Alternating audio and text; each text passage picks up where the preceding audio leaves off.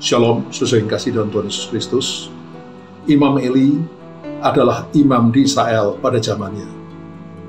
Tapi sayang, kedua orang anak Imam Eli, yaitu Hofni dan Pinehas, yang juga menjadi imam-imam, adalah orang-orang yang jahat, orang-orang yang durhaka. Apabila ada orang Israel datang mempersembahkan hewan korban ke kemah pertemuan, maka sebelum daging hewan korban itu dibakar lemaknya, sesuai dengan perintah Tuhan, mereka sudah mengirim orang untuk merampas daging itu sesuka hati mereka. Bahkan mereka sering tidur dengan perempuan-perempuan penjaga pintu kemah pertemuan. Sebagai imam-imamnya Allah, mereka sama sekali tidak menghormati kekudusan Tuhan yang mereka wakili sebagai imam-imam Allah. Sayangnya, Imam Eli tidak bertindak tegas. Dia hanya mengingatkan anak-anaknya supaya tidak berbuat seperti itu, karena Tuhan bisa murka. Tapi ketika anak-anaknya tetap tidak menghiraukan perintahnya, Imam Eli membiarkannya saja. Akibatnya Tuhan benar-benar murka, dan Tuhan mengirim seorang hambanya untuk menemui Imam Eli dan berkata, "Sebab itu demikianlah firman Tuhan Allah Israel, sesungguhnya aku telah berjanji, keluargamu dan kaummu akan hidup di hadapanku selamanya. Tetapi sekarang demikianlah firman Tuhan, jauhlah hal itu daripadaku, sebab siapa yang menghormati aku akan kuhormati, tapi siapa yang menghina aku akan dipandang rendah.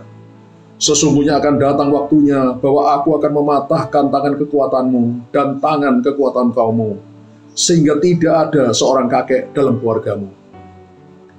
Apa yang Tuhan katakan itu benar-benar terjadi bertahun-tahun kemudian. Ketika terjadi peperangan antara bangsa Israel dan bangsa Filistin, bangsa Israel dikalahkan. Lalu mereka berpikir untuk membawa tabut perjanjian Allah dari kemah pertemuan di Silo, dibawa ke medan peperangan. Mereka berpikir kalau tabut perjanjian Allah ada bersama mereka, mereka pasti menang. Tapi dugaan mereka itu keliru, karena Tuhan tidak menyertai mereka. Dalam peperangan berikutnya, orang Israel tetap dikalahkan. Bahkan tabut perjanjian Allah dirampas oleh orang Filistin. Bahkan Hofni dan Pinehas yang mengawal tabut perjanjian itu mati, terbunuh. Imam Eli yang mendengar kabar itu jatuh dari kursinya, lalu lehernya patah dan mati.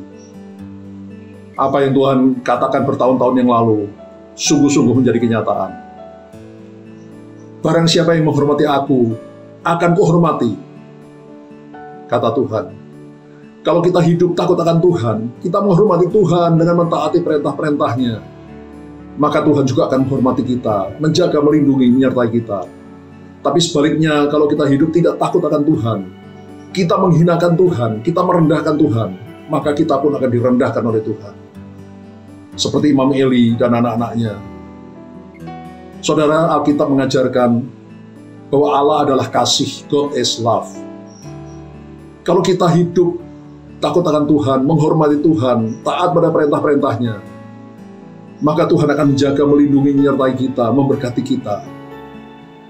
Tapi sebaliknya, kalau kita merendahkan Tuhan dengan hidup sesuka hati kita, dengan tidak menghiraukan kekudusan Allah, dengan tidak menghargai kekudusan Allah, maka Allah yang adalah kasih, God is love, akan berubah menjadi Allah adalah api yang menghanguskan. God is a consuming fire.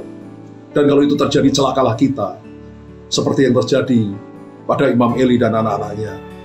Ketika mereka tidak menghormati Tuhan, maka Tuhan tidak menjaga, melindungi mereka. Bahkan murka Tuhan turun di atas mereka, sehingga akhirnya mereka dibinasakan.